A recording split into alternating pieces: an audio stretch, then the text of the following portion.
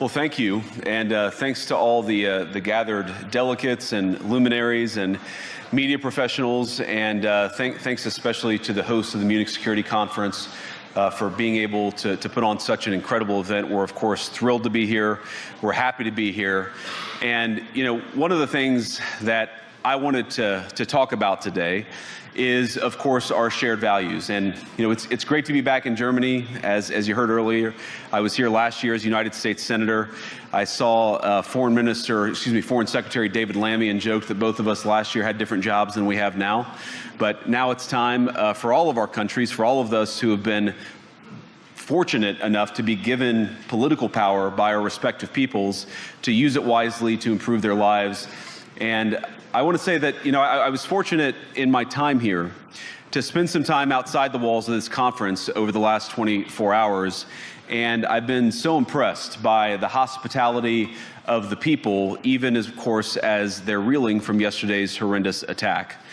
And the first time I was ever in Munich was with my wife, actually, who's here with me today, on a personal trip. And I've always loved the city of Munich, and I've always loved its people.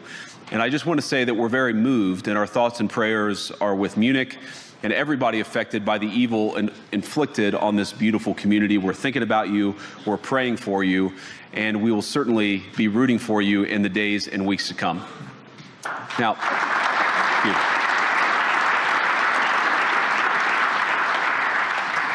I hope that's not the last bit of applause that I get, but we gather at this conference, of course, to discuss security, and normally we mean threats to our external security. I see many great military leaders gathered here today. But while the Trump administration is very concerned with European security and believes that we can come to a reasonable settlement between Russia and Ukraine, and we also believe that it's important in the coming years for Europe to step up in a big way to provide for its own defense, the threat that I worry the most about vis-a-vis Europe is not Russia, it's not China, it's not any other external actor. And what I worry about is the threat from within, the retreat of Europe from some of its most fundamental values, values shared with the United States of America. Now, I was struck that a former European commissioner went on television recently and sounded delighted that the Romanian government had just annulled an entire election. He warned that if things don't go to plan, the very same thing could happen in Germany too. Now, these cavalier statements are shocking to American ears. For years, we've been told that everything we fund and support is in the name of our shared democratic values. Everything from our Ukraine policy to digital censorship is billed as a defense of democracy. But when we see European courts canceling elections and senior officials threatening to cancel others, we ought to ask whether we're holding ourselves to an appropriately high standard. And I say ourselves because I fundamentally believe that we are on the same team. We must do more than talk about democratic values, we must live them. Now, within living memory of many of you in this room, the Cold War positioned defenders of democracy against much more tyrannical forces on this continent. And consider the side in that fight that censored dissidents, that closed churches, that canceled elections. Were they the good guys? Certainly not. And thank God they lost the Cold War. They lost because they neither valued nor respected all of the extraordinary blessings of liberty. The freedom to surprise, to make mistakes, to invent, to build. As it turns out, you can't mandate innovation or creativity, just as you can't force people what to think, what to feel, or what to believe. And we believe those things are certainly connected. And unfortunately, when I look at Europe today, it's sometimes not so clear what happened to some of the Cold War's winners. I look to Brussels, where EU commissars warn citizens that they intend to shut down social media during times of civil unrest the moment they spot what they've judged to be, quote, hateful content. Or to this very country, where police have carried out raids against citizens suspected of posting anti-feminist comments online as part of, quote, combating misogyny on the internet, a day of action. I look to Sweden, where 2 weeks ago the government convicted a Christian activist for participating in Koran burnings that resulted in his friend's murder. And as the judge in his case chillingly noted, Sweden's laws to supposedly protect free expression do not, in fact, grant, and I'm quoting, a free pass to do or say anything without risking offending the group that holds that belief. And perhaps most concerningly, I look to our very dear friends, the United Kingdom, where the backslide away from conscience rights has placed the basic liberties of religious Britons in particular in the crosshairs. A little over 2 years ago, the British government charged Adam Smith Connor, a 51-year-old physiotherapist and an Army veteran, with the heinous crime of standing 50 meters from an abortion clinic and silently praying for 3 minutes. Not obstructing anyone, not interacting with anyone, just silently praying on his own. And after British law enforcement spotted him and demanded to know what he was praying for, Adam replied simply, it was on behalf of the unborn son he and his former girlfriend had aborted years before. Now, the officers were not moved. Adam was found guilty of breaking the government's new buffer zones law, which criminalizes silent prayer and other actions that could influence a person's decision within 200 meters of an abortion facility. He was sentenced to pay thousands of pounds in legal costs to the prosecution. Now, I wish I could say that this was a fluke, a one-off crazy example of a badly written law being enacted against a single person. But no, this last October, just a few months ago, the Scottish government began distributing letters to citizens whose houses lay within so-called safe access zones, warning them that even private prayer within their own homes may amount to breaking the law. Naturally, the government urged readers to report any fellow citizen suspected guilty of thought crime. In Britain and across Europe, free speech, I fear, is in retreat. And in the interest of comedy, my friends, but also in the interest of truth, I will admit that sometimes the loudest voices for censorship have come not from within Europe, but from within my own country, where the prior administration threatened and bullied social media companies to censor so-called misinformation. Misinformation like, for example, the idea that coronavirus had likely leaked from a laboratory in China. Our own government encouraged private companies to silence people who dared to utter what turned out to be an obvious truth. So I come here today not just with an observation, but with an offer. And just as the Biden administration seemed desperate to silence people for speaking their minds, so the Trump administration will do precisely the opposite, and I hope that we can work together on that. In Washington, there is a new sheriff in town, and under Donald Trump's leadership, we may disagree with your views, but we will fight to defend your right to offer it in the public square, agree or disagree.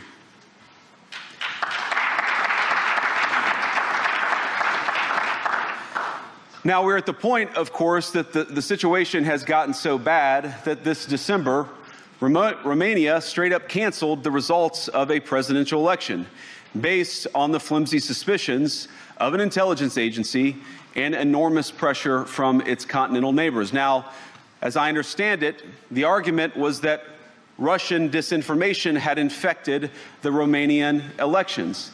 But I'd ask my European friends to have some perspective. You can believe it's wrong for Russia to buy social media advertisements to influence your elections. We certainly do. You can condemn it on the world stage even.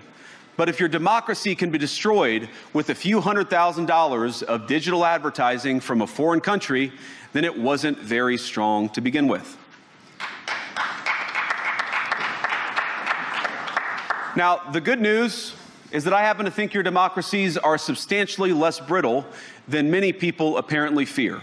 And I really do believe that allowing our citizens to speak their mind will make them stronger still. Which, of course, brings us back to Munich, where the organizers of this very conference have banned lawmakers representing populist parties on both the left and the right from participating in these conversations.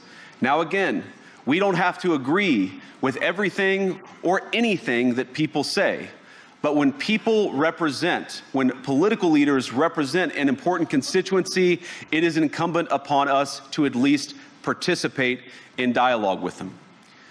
Now, to many of us on the other side of the Atlantic, it looks more and more like old entrenched interests hiding behind ugly Soviet-era words like misinformation and disinformation, who simply don't like the idea that somebody with an alternative viewpoint might express a different opinion or, God forbid, vote a different way or, even worse, win an election.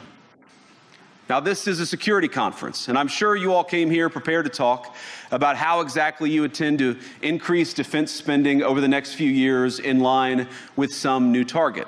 And that's great, because as President Trump has made abundantly clear, he believes that our European friends must play a bigger role in the future of this continent. We don't think, you hear this term, burden sharing, but we think it's an important part of being in a shared alliance together that the Europeans step up while America focuses on areas of the world that are in great danger. But let me also ask you, how will you even begin to think through the kinds of budgeting questions if we don't know what it is that we're defending in the first place? I've heard a lot already in my conversations, and I've had many, many great conversations with many people gathered here in this room. I've heard a lot about what you need to defend yourselves from, and of course that's important. But what has seemed a little bit less clear to me, and certainly I think to many of the citizens of Europe, is what exactly it is that you're defending yourselves for. What is the positive vision that animates this shared security compact that we all believe is so important? And I believe deeply that there is no security if you are afraid of the voices, the opinions, and the conscience that guide your very own people. Europe faces many challenges, but the crisis this continent faces right now, the crisis I believe we all face together, is one of our own making. If you're running in fear of your own voters, there is nothing America can do for you. Nor, for that matter, is there anything that you can do for the American people who elected me and elected President Trump. You need democratic mandates to accomplish anything of value in the coming years. Have we learned nothing that thin mandates produce unstable results? But there is so much of value that can be accomplished with the kind of democratic mandate that I think will come from being more responsive to the voices of your citizens. If you're going to enjoy competitive economies, if you're going to enjoy affordable energy and secure supply chains, then you need mandates to govern, because you have to make difficult choices to enjoy all of these things. And of course, we know that very well in America. You cannot win a democratic mandate by censoring your opponents or putting them in jail, whether that's the leader of the opposition, a humble Christian praying in her own home, or a journalist trying to report the news. Nor can you win one by disregarding your basic electorate on questions like who gets to be a part of our shared society. And of all the pressing challenges that the nations represented here face, I believe there is nothing more urgent than mass migration. Today, almost 1 in 5 people living in this country moved here from abroad. That is, of course, an all-time high. It's a similar number, by the way, in the United States, also an all-time high. The number of immigrants who entered the EU from non-EU countries doubled between 2021 and 2022 alone, and of course it's gotten much higher since. And we know this situation, it didn't materialize in a vacuum. It's the result of a series of conscious decisions made by politicians all over the continent and others across the world over the span of a decade. We saw the horrors wrought by these decisions yesterday in this very city. And of course, I can't bring it up again without thinking about the terrible victims who had a beautiful winter day in Munich ruined. Our thoughts and prayers are with them and will remain with them. But why did this happen in the first place? It's a terrible story, but it's one we've heard way too many times in Europe and unfortunately too many times in the United States as well. An asylum seeker, often a young man in his mid-20s, already known to police, rams a car into a crowd and shatters a community. How many times must we suffer these appalling setbacks before we change course and take our shared civilization in a new direction? No voter on this continent went to the ballot box to open the floodgates to millions of unvetted immigrants. But you know what they did vote for? In England, they voted for Brexit, and agree or disagree, they voted for it. And more all over Europe, they're voting for political leaders who promise to put an end to out-of-control migration. Now, I happen to agree with a lot of these concerns, but you don't have to agree with me. I just think that people care about their homes, they care about their dreams, they care about their safety and their capacity to provide for themselves and their children. And they're smart. I think this is one of the most important things I've learned in my brief time in politics. Contrary to what you might hear a couple mountains over in Davos, the citizens of all of our nations don't generally think of themselves as educated animals or as interchangeable cogs of a global economy. And it's hardly surprising that they don't want to be shuffled about or relentlessly ignored by their leaders. And it is the business of democracy to adjudicate these big questions at the ballot box. I believe that dismissing people, dismissing their concerns, or worse yet, shutting down media, shutting down elections, or shutting people out of the political process protects nothing. In fact, it is the most surefire way to destroy democracy. And speaking up and expressing opinions isn't election interference. Even when people express views outside your own country, and even when those people are very influential. And trust me, I say this with all humor, if American democracy can survive 10 years of Greta Thunberg scolding, you guys can survive a few months of Elon Musk. But what no democracy, American, German, or European, will survive is telling millions of voters that their thoughts and concerns, their aspirations, their pleas for relief are invalid or unworthy of even being considered. Democracy rests on the sacred principle that the voice of the people matters. There's no room for firewalls. You either uphold the principle or you don't. Europeans, the people, have a voice. European leaders have a choice. And my strong belief is that we do not need to be afraid of the future. You can embrace what your people tell you, even when it's surprising, even when you don't agree. And if you do so, you can face the future with certainty and with confidence, knowing that the nation stands behind each of you. And that, to me, is the great magic of democracy. It's not in these stone buildings or beautiful hotels. It's not even in the great institutions that we have built together as a shared society. To believe in democracy is to understand that each of our citizens has wisdom and has a voice. And if we refuse to listen to that voice, even our most successful fights will secure very little. As Pope John Paul II, in my view, one of the most extraordinary champions of democracy on this continent or any other, once said, "Do not be afraid." We shouldn't be afraid of our people, even when they express views that disagree with their leadership. Thank you all. Good luck to all of you. God bless you.